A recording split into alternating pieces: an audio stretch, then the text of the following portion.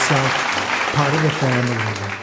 I've taken to you so strong. It's clear we're going to get along. Consider yourself my friend. Consider yourself part of the show today. There isn't a lot to spare. Who cares? Whatever we got, we share. Consider yourself my friend. We'll have a little laugh. For after some consideration as we talk, consider yourself a guest. A talent talk.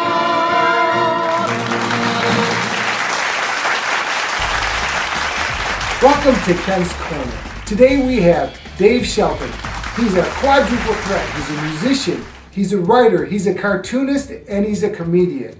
I'm glad you didn't say quadriplegic. Oh, well, enough of that.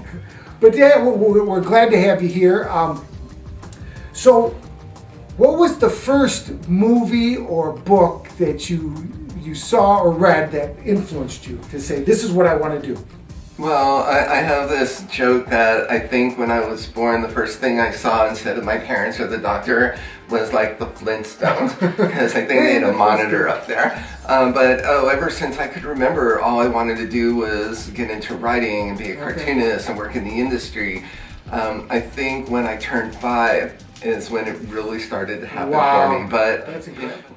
My first discovery of books, besides the children's books like See Dick and Jane Run and the Hardy Boys and things like that, were Edgar Allan Poe books and Arthur Conan Doyle, and I fell in love with Sherlock Holmes. And the cartoon-wise, I was inspired by all the Hanna-Barbera cartoons, Flintstones, Jetsons, and then when the Banana Splits came out, I fell in love with these live-action characters. H.R. Puffin stuff, remember that? And Sid and Marty Krofft, things like H.R. Puffin stuff and Lidsville. So all of that it's kind of like an enigma, because I'm loving all this horror writing, and yet I'm like loving classic simple cartoons and things. But it was great. So what was your first paying gig? Like in college and high school, where was it? I did a couple. What was your first? College first main one, because I worked for the school paper. I went to University of Florida, but I think when I started working at a radio station in my college town, and they paid me for that. So that could be sort of my first professional paying gig. So who would be the person who influenced you the most, the movie or the book or the writer? As far as cartooning, Charles Schulz, all the way. Yes. And, I want to talk about your music for a minute, but before we do, we're going to have one of Dave's original songs that he wrote just for this show. What's the name of the song? The song is called Mental Losses. So here's Dave Selden and Mental Losses.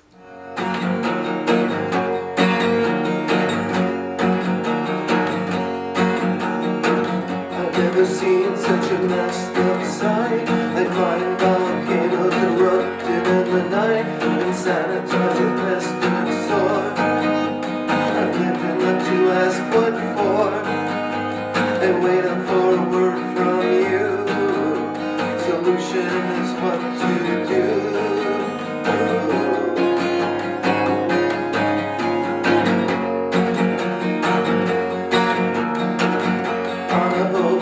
End of days is not a place that's so far away. It's a pleasure not losing hope. When I shiver while I just can't cope, all to die below a gallows road.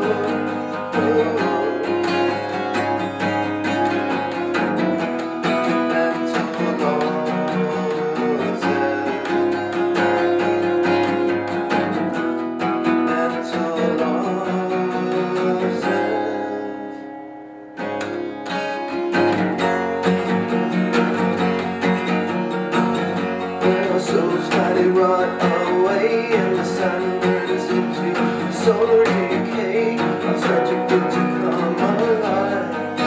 Now the kingdom in the stench of life, and all the empty-minded language workers inside the rage, inside their English curses, a trip to a pregnant star is viewed.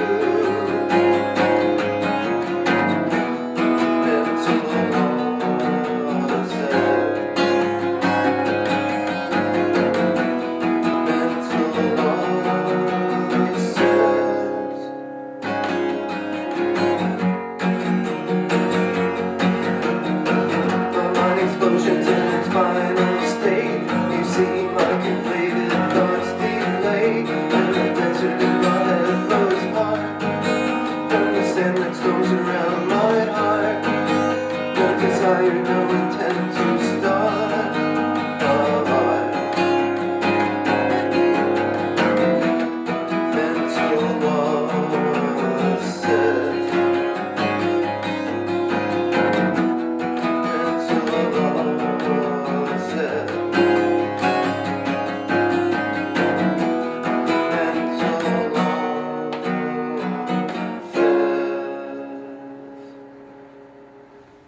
Wow, what a thought-provoking song and deep inspiration. We want to thank you for coming up with that just for this show. So, when you do comedy, where was the most, the biggest house you played in comedy? Oh, I played quite a few, and I just have to do a quick backstory. The reason I got into stand-up was back in the 80s, I was working for MTV and Nickelodeon. Oh my. And then I got to meet this woman named Betsy Borns who wrote for Rolling Stone or something, and I was also a writer for Tiger Beat at the same time. And didn't you write for Everybody Loves Raymond? I did that in the early 2000s. Wow. I worked on this book with Betsy called Comic Lives, and it was all about stand-up, and that got me introduced to everybody from Richard Lewis to Andrew Dice Clay and Judy Tenuta and Stephen Wright and Rodney Dangerfield. Yeah, Stephen Wright, you got that Stephen Wright going. Another big inspiration, but of course the number one inspiration for me has always been Rodney. Igby's is Pasadena is what got me back doing it a few years ago. And then I auditioned at Flappers, and this was just kind of to keep my mind going because I'm always thinking. I like that. And it was great to just do material there, and they keep asking back, so I guess I'm doing a decent job there. Absolutely.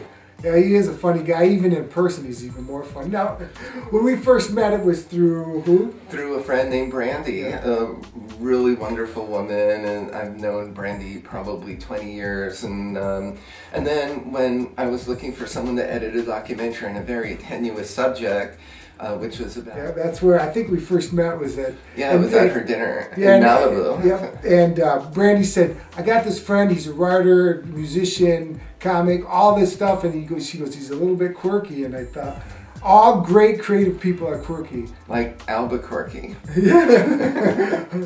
Good thing you don't write for me, because that's my joke. Now, what do you have going on in the future?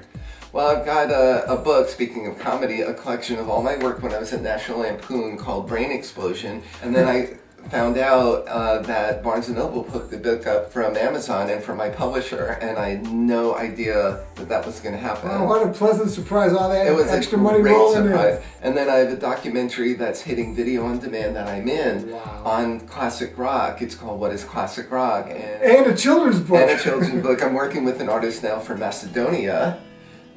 Thank you, Internet. It's good for something. It's putting people together. And it's called Bag Boy and Sweet Slob because my fiance Tammy is a total slob, and I'm a great admirer of other people with talent. Me too. That's why I have the show, Other People with Talent. And then, or some of you might think, just people with talent. And then, well, you're very admonishing, so that's nice, thank you. And then... I had admonishing with my steak last night. Oh, did you? That's worse than the Albuquerque. I'm in the middle of a new album of songwriting demos because a lot of bands are interested in my work and singers. And I don't really kind of sing normally, and I sing abnormally, and then so I just over 300 lyrics I put together. I started recording what I thought and putting melody to what I thought would be like really sellable. I'm working with my agent on a new script that someone's interested in, and then I'm in the middle of a new horror sci-fi movie. Excellent.